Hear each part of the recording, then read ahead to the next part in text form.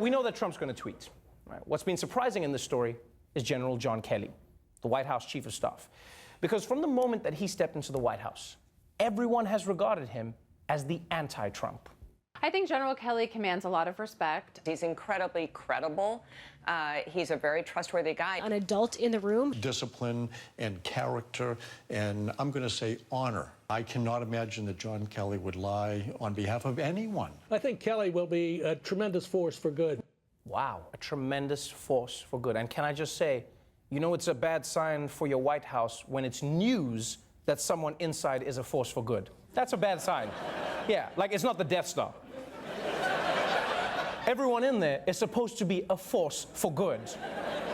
I wonder if there was one guy on the Death Star who was a force for good, you know? Just like one guy they went to for a differing opinion. Darth Vader was just like, but what do you think? Do you think I should blow it up?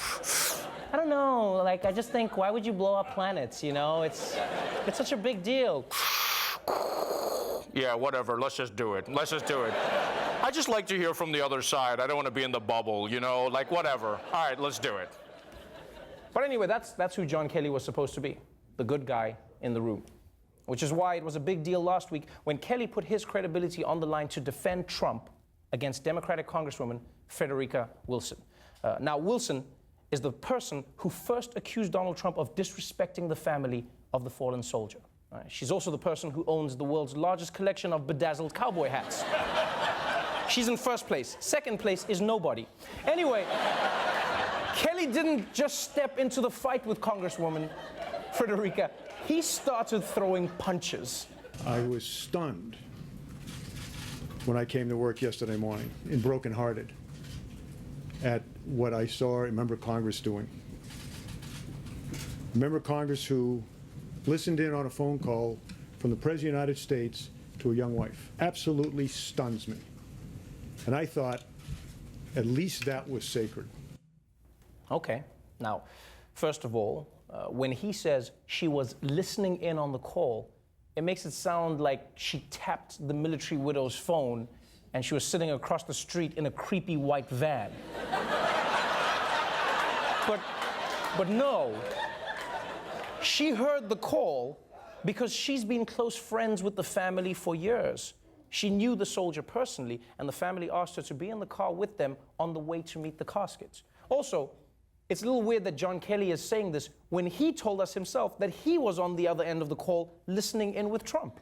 And I know he was babysitting, but that's not the point. Now, what added even more fuel to this fire was that General Kelly didn't just go after the substance of what the Congresswoman said about the call, he went after her character. I'll end with this. In October, April rather, of 2015, I was still on active duty, and I went to the dedication of the new FBI field office in Miami. And a Congresswoman stood up, and in the long tradition of empty barrels making the most noise, stood up there and all of that, and talked about how she was instrumental in getting the funding for that building, and how she took care of her constituents because she got the money, and she just called up President Obama, and on that phone call, he gave the money, the $20 million to build the building. And she sat down, and we were stunned. Stunned that she'd done it. Even for someone that is that empty a barrel, we were stunned. Wow. Where I come from, you don't call someone an empty barrel because no one knows what that means.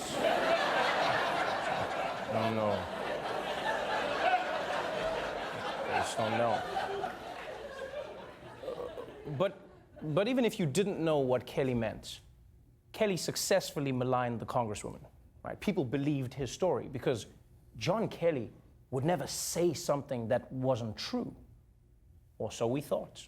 Kelly got crucial facts wrong in his very public and biting critique. While the Congresswoman touts her efforts in getting the building named for the fallen FBI agents, there's no discussion of securing funding for the project. And she takes pains to thank the law enforcement officials in attendance and praise the slain FBI agents being honored. Stand up now so that we can applaud you and what you do.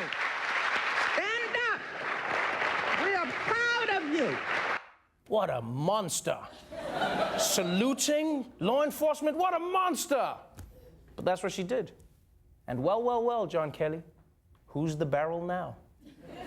No, I'm really asking because I still don't know what it means. I don't know. So John Kelly was wrong again.